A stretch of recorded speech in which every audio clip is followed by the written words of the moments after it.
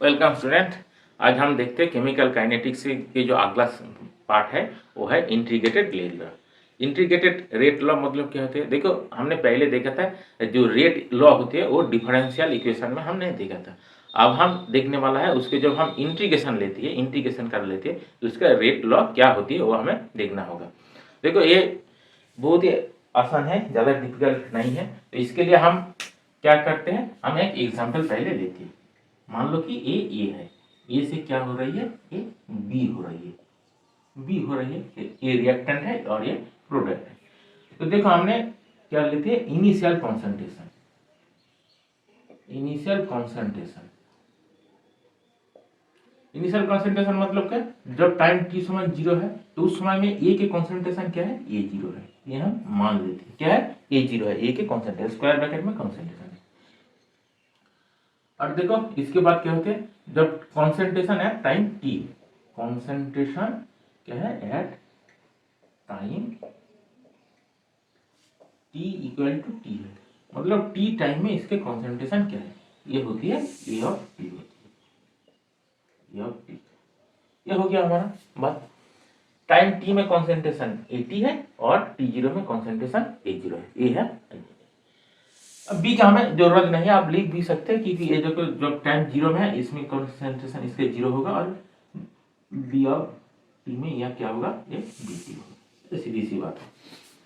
देखो इसके rate law क्या होते हैं, डिफरेंशियल रेट इक्वेशन क्या होगा, देखो rate equal to what is rate, rate equal to क्या होगा, इसका रेट माइनस आएगा डी ऑफ ए होगा, D of concentration A D T होगा। इसके बाद क्या होगा, देखो के आएगा, के इंटू टी होगा,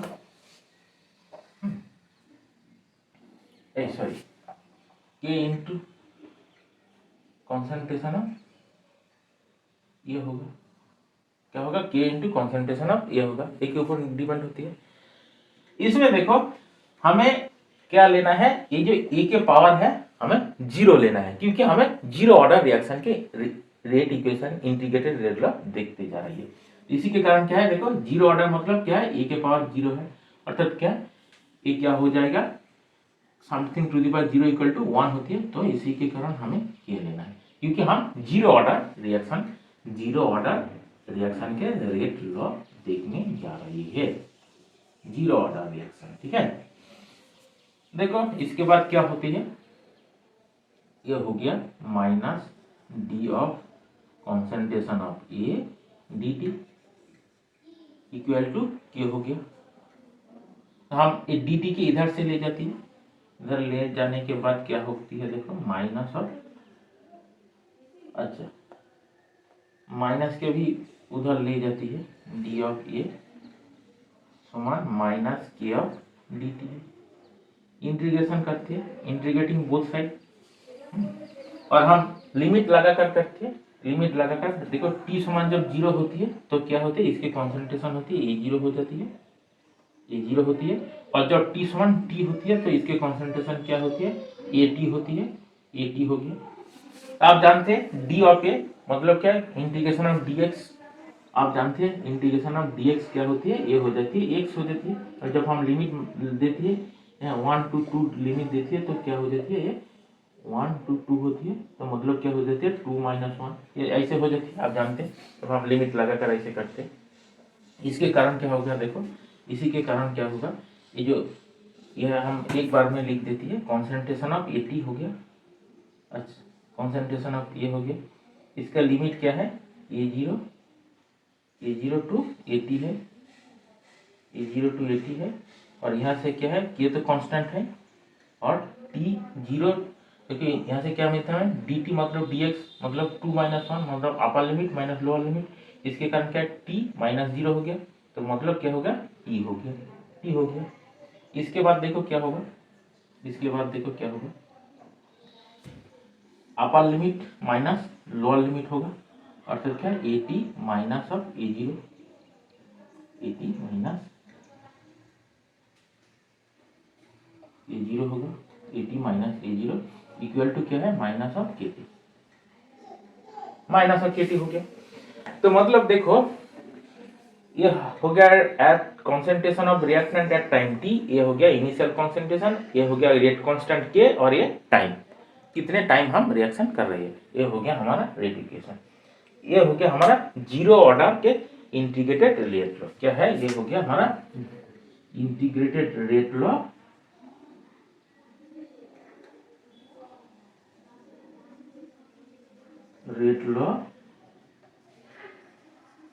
फॉर जीरो ऑर्डर के इंटीग्रेटेड रेट लॉ हो गया हमारा ये। देखो इसके हम ग्राफ करते हैं कैसे होती है। देखो इसके बाद देखो क्या हमें मिल गया।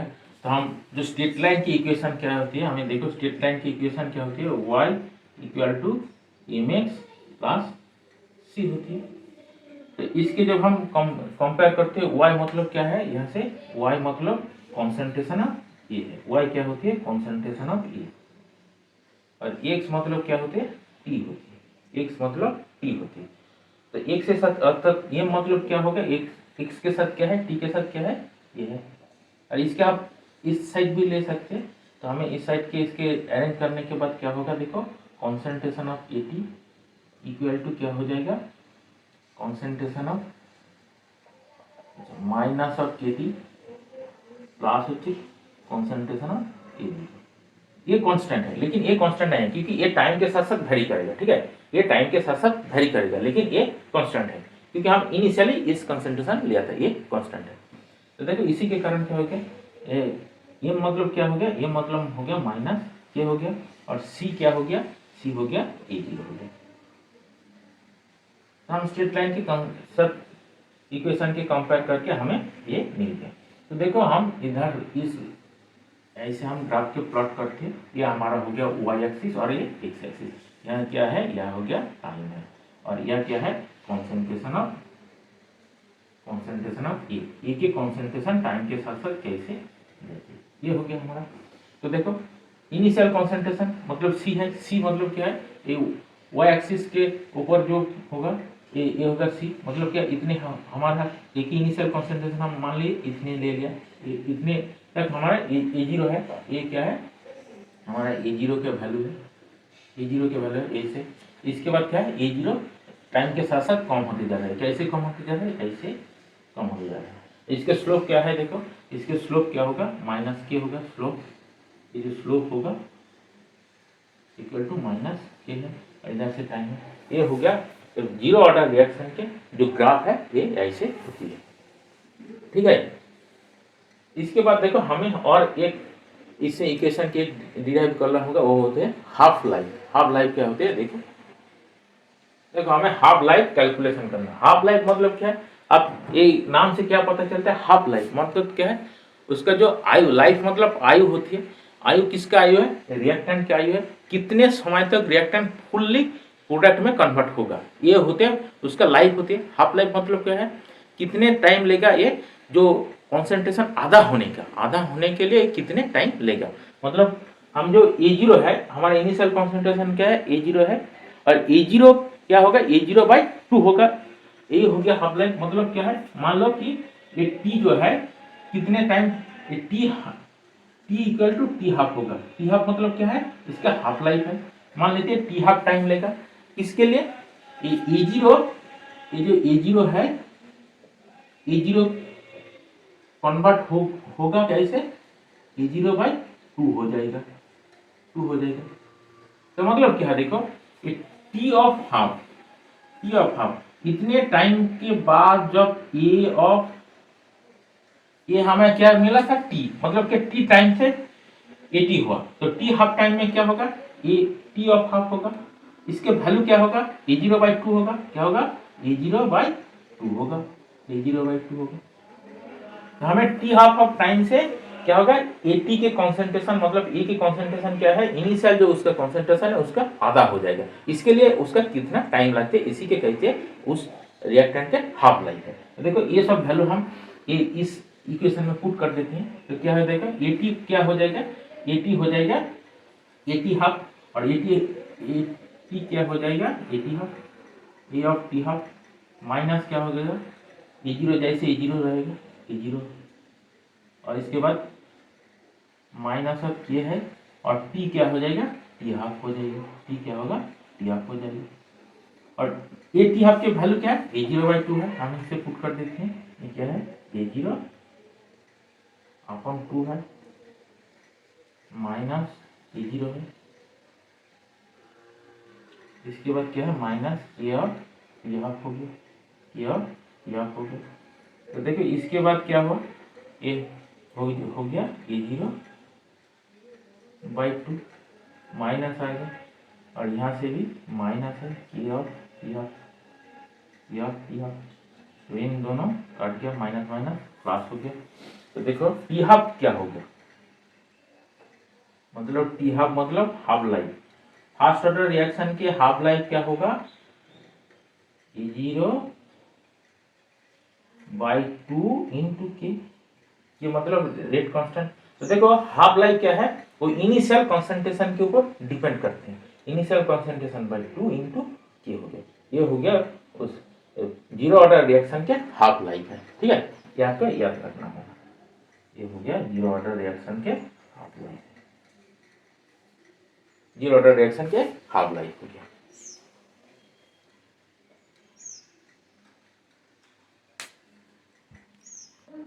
देखो अब हम integrated rate law, first order reaction के रेट लॉ क्या होती है वो हम डिस्कस करते हैं। देखो फर्स्ट ऑर्डर रिएक्शन के डिफरेंशियल रेट लॉ क्या होगा, हम जानते हैं रेट इक्वल टू क्या होते हैं, rate equal to minus of D of A D T equal to K, rate constant आ गया, रेट कांस्टेंट के into concentration of A, concentration है इसके पावर 1 है क्योंकि ये फर्स्ट ऑर्डर रिएक्शन है। देखिए इसके बाद क्या होगा, इसके बाद हो जाएगा माइनस डी ऑफ ए आ जाएगा और ए इधर आ गया, कॉन्सेंट्रेशन ऑफ ये हो गया इक्वल टू क्या है के इंटू डी टी है, हो गया। देखो इसके बाद क्या है, इंटीग्रेटिंग बोथ साइड, हम दोनों साइड में इंटीग्रेटिंग करके कर लेते हैं। इसके बाद क्या होगा, ये माइनस है D of A into concentration of A, इसके बाद इसके लिमिट लगा देती है देखो, और यह क्या होगा, एक ये है, ये कांस्टेंट है इसीलिए लिमिट इंटीग्रेशन के बाहर आ गया। तो जब टी समान 0 होती है तो ए की कॉन्सेंट्रेशन क्या होती है, ए 0 हो गया, और जब टी समान टी होती है तो ए की कॉन्सेंट्रेशन क्या होती है, ए टी होती है, क्या होती है, ए टी हो गया, ए टी हो गया।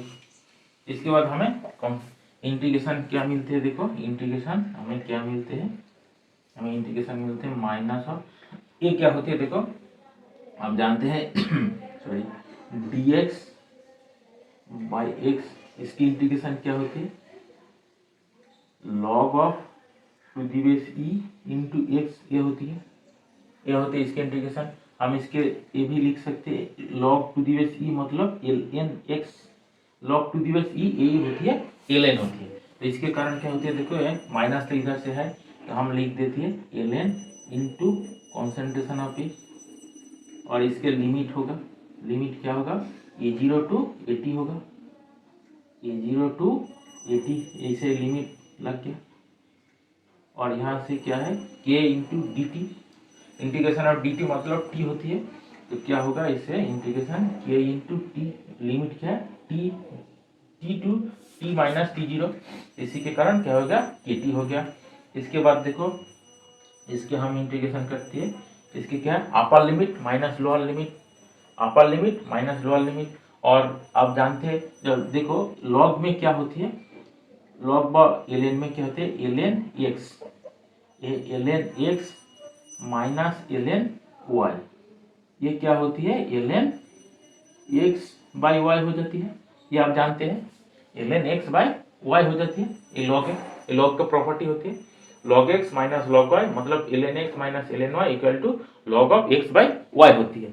ये मैथमेटिक्स में आपने सीखा था, वही हम यहाँ यूज कर रही है। देखो क्या होती है माइनस ऑफ, तो इसके मतलब अपर लिमिट माइनस लोअर लिमिट, इसके कारण क्या हो जाएगा, देखो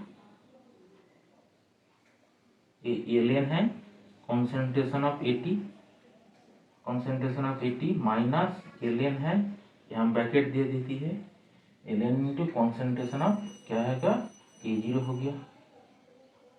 इसके बाद क्या है ये KT है, KT हम लिख देती है। और देखो ये माइनस बाहर है, इसकी जब हम अंदर करते हैं ये प्लस होती है और ये माइनस होती है।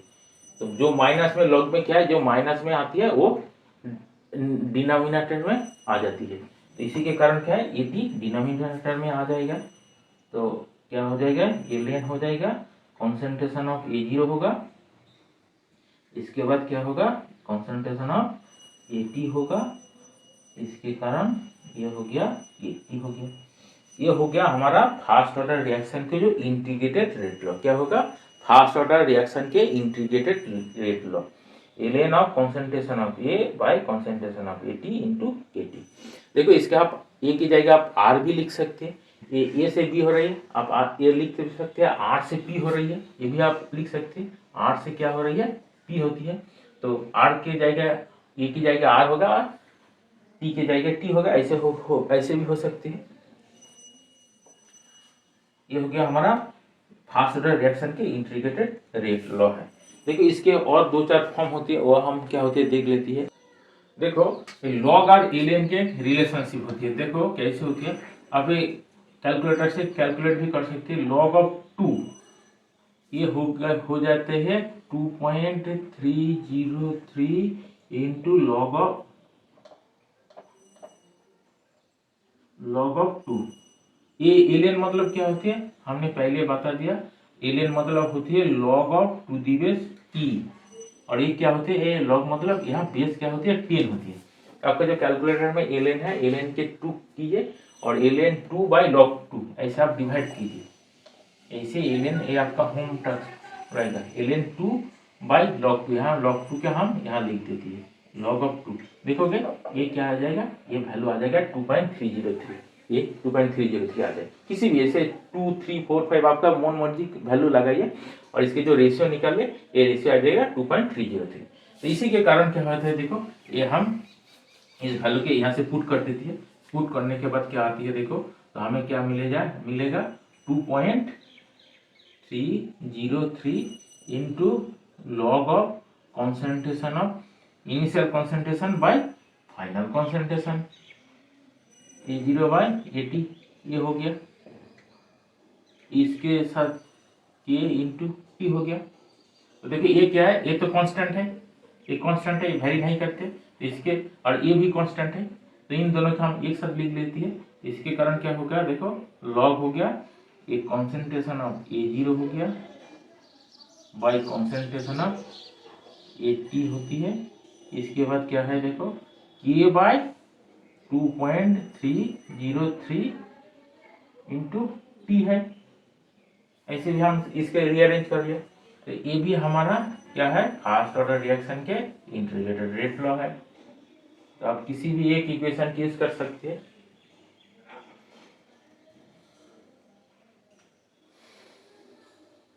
आप इसके भी यूज कर सकते हैं, देखो इसके ऐसे भी यूज कर सकते हैं, ln A0 minus ln AT equal to क्या होगा AT हो जाएगा। इसके भी आप यूज कर सकते हैं ऐसे। तो मतलब इन तीनों एक दो तीन, ये तीनों फॉर्म के किसी भी फॉर्म में आपको यूज हो सकते हैं इक्वेशन। तो देखो हम ग्राफ लेती है, ग्राफ प्लॉट कर लेती है। कैसे ग्राफ देखो, ये हमारा हो गया, ये हो गया हमारा कॉन्सेंट्रेशन ऑफ ए, क्या है ये वाई एक्सिस बराबर हम कॉन्सेंट्रेशन ऑफ ए के प्लॉट करते हैं, ना ओनली ए नहीं, ये हम लेती है ln ऑफ ए लेती है, ठीक है, ln ऑफ ए लेती है, ln ऑफ ए लेती है, और यहाँ टाइम लेती है t टाइम। तो ln ऑफ ए मतलब क्या होती है देखो, जब हम y equal to mx plus C, y equal to mx plus C इसके साथ जब कंपैरिजन करते हैं, तो मतलब ये जो ln ऑफ t ये हो गया हमारा y हो गया, ये y हो गया, और इसके बाद देखो ये हो गया हमारा x हो गया, और ये हो गया हमारा m हो गया, और ये हो गया हमारा c हो गया। तो हमें क्या करना है देखो, ये y क्या है पॉजिटिव है, y क्या हमें पॉजिटिव लेना है, इसकी इसी के कारण इसके हमें रीअरेंज करना है। तो रीअरेंज कैसे करना है, तो ये KT के इधर लाना और एलएन के इधर ले जाना। मतलब क्या है, देखो इसके हम जब रीअरेंज कर लेती है तो हमें ग्राफ के लिखने के कारण हमें इक्वेशन क्या होगा, देखो इक्वेशन क्या होती है,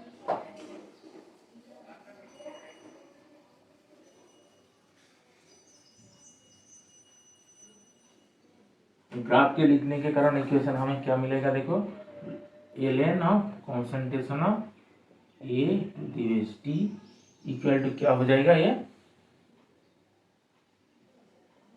ln of A0 minus KT, ये हो गया। देखो जो जीरो ऑर्डर रिएक्शन में क्या है, वो ln नहीं था, AT इक्वल टू A था, AT equal to A0 minus KT था। वो जीरो ऑर्डर रिएक्शन में, फर्स्ट ऑर्डर रिएक्शन में क्या है, उसमें ln आ गया, यही डिफरेंस है और कुछ नहीं है। तो देखो इसके कारण ये क्या है, ये जो इनिशियल कॉन्सेंट्रेशन है ये ln ऑफ A0 है, ये क्या है ln of A0 initial concentration. इसके बाद ये रिएक्शन करके इसके कॉन्सेंट्रेशन ऐसे ऐसे घट रही है, और ये स्लोप क्या है, ये जो स्लोप है उस स्लोप के वैल्यू क्या है, इक्वल टू माइनस के है। ये आप जानते हैं, इसकी जो ये होती है इसका स्लोप हो गया, इसके वैल्यू माइनस के है, ये हो गया हमारा माइनस के है, इसके वैल्यू माइनस के है, इसके वैल्यू माइनस के है। ठीक है, तो हो गया हमारा, इसके ग्राफ भी हो गया। अब हम देख लेते हैं फर्स्ट ऑर्डर रिएक्शन के क्या है, वो जो हाफ लाइफ होती है वो हम देख लेते हैं। देखो हम हाफ लाइफ कैलकुलेट करते जा रहे हैं। हाफ लाइफ मतलब क्या है, जब t equal to T half हो जाती है, t equal to T half हो जाती है तो क्या होती है, ये जो ln ऑफ t AT, ये जो कॉन्सेंट्रेशन ऑफ AT ये क्या हो जाती है, टी हाफ, ये टी हाफ हो जाती है। और ये इसका वैल्यू क्या होती है, A0/2 होती है। मतलब क्या है, इनिशियल कॉन्सेंट्रेशन के उसका कॉन्सेंट्रेशन आधा हो जाती है, A2 हो जाती है। तो देखो हम इस इक्वेशन में हम पुट कर देते हैं, यहाँ से हम पुट कर देते हैं तो क्या मिलते हैं, देखो ln A0 by A of T half equal to KT हो गया। तो इसके बाद क्या होगा, देखो हम वैल्यू पुट कर देते हैं A ऑफ टी हाफ, और देखो A0 by A T half, तो हमें A टी हाफ यहाँ से हमें एक कंपैरिजन ले लेती है, क्या है A0 by A of T half, ये रेशियो है। इस रेशियो का वैल्यू क्या होगा, देखो इस रेशियो का वैल्यू क्या होगा, इस रेशियो का वैल्यू हो जाएगा 2 हो जाएगा ना, A0/2 हाफ, क्योंकि ये 2 हाफ हो गया, ये यहाँ आ गया और 2 इधर से चला गया, ये इंटरचेंज कर रहे हैं। तो इसके कारण क्या होगा, ये क्या होगा ln2 equal to KT, ln2 equal to KT हो गया। और ये जो ln2 है ना, इसके वैल्यू होती है, क्या होते हैं, इसके एक वैल्यू होते हैं, आप कैलकुलेटर में देख लीजिए, इसके वैल्यू होगा 0.693 है, 0.693 इक्वल टू KT, एक सॉरी KT हाफ यहाँ हो गया, KT हाफ हो गया, T हाफ हो गया क्योंकि ये हाफ लाइफ है। ये हो गया हमारा A ऑफ T हाफ हो गया, हाफ लाइफ हो गया।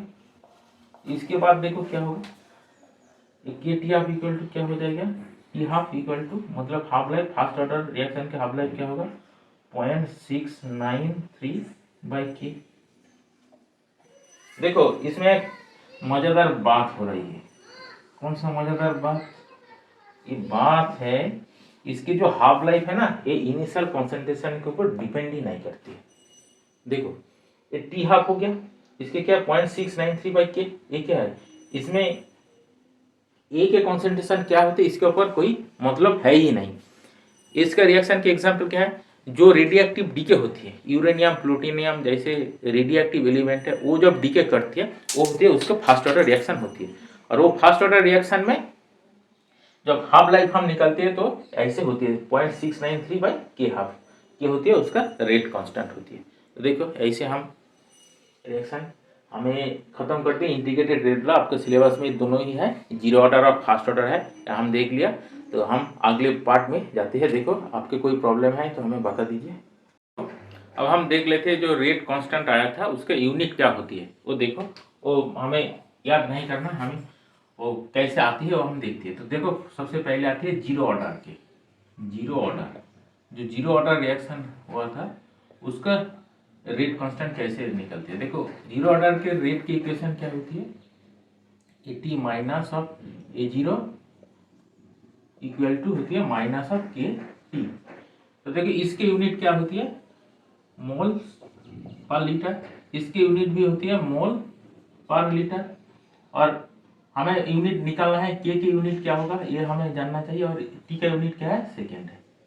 टी की यूनिट हम सेकेंड में लेते हैं, तो मतलब मोल पर लीटर से हम जब मोल पर लीटर डिवाइड कर बात देती है तो हमें क्या मिलते हैं, ये तो इसके यूनिट क्या हो जाएगा, मोल पर लीटर ही हो जाएगा, मोल पर लीटर।